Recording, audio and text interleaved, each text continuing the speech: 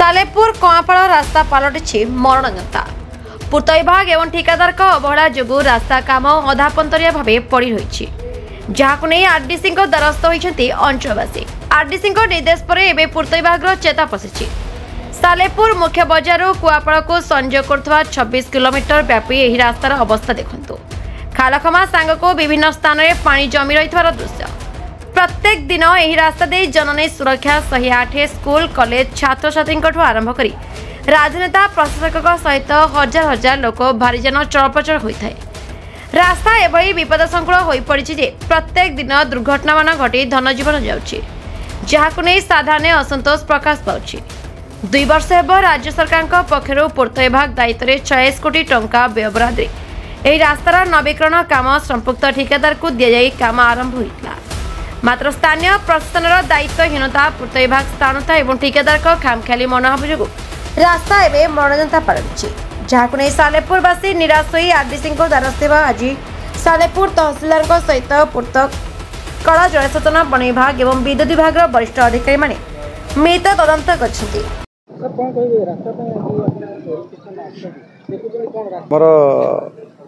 कुआपाड़ महागा पर्यंत रास्ता जाइए से रास्तार निहाती काम निहाती हवा दरकार।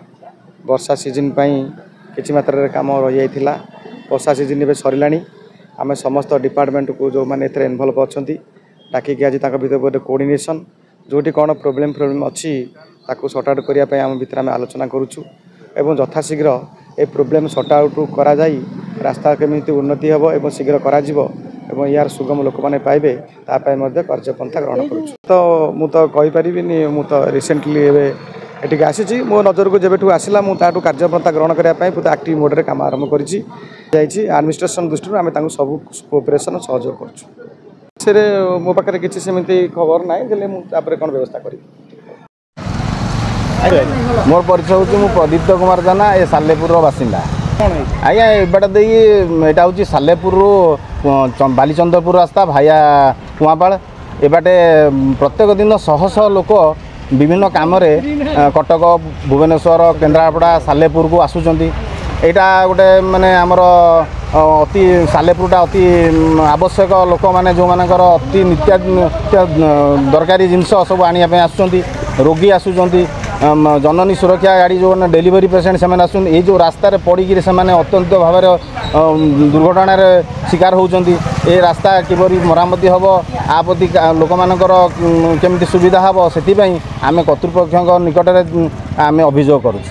जिला परिषद सालेपुर मो ना हूँ प्रमोद कुमार साहू। रास्तार अवस्था नहीं मुझे जाइलु आरडी सोमवार देलु कम्प्लेन देलु से जहाँ आज पठे गोटा टीम पठे रास्तार सबुदिन आज्ञा कौ दिन ना ये न हो धक्का न हो रास्ता कम हो ठाए ठाए से अदा ये अदा से अदा से अदा आज सबुदिन वर्षा ये खालखमा सबुदिन एक्सीडेंट हो कौन त्रुटि रोचे अनुभव कले आरडीसी पाखे माने कौन यहाँ सब डिपार्टमेंट किसी ना कि त्रुटि रोचे एथर इलेक्ट्रिक त्रुटि अच्छी आपंकर तहसिल माने जगह कन्वर्सेशन होनी आरएनबी त्रुटि इरिगेशन त्रुटि सब सब डिपार्टमेंट आगे निश्चित निश्चित निश्चित दुर्नीतिर तो निश्चित आम तो चिंता करुँ माने ये माने घोटाला जना पड़ो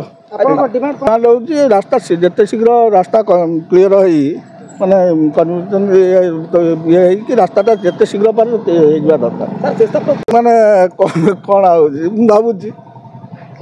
कटक जिला सालेपुर सुब्रत पात्र रिपोर्ट संपर्क टीवी ओडिशा।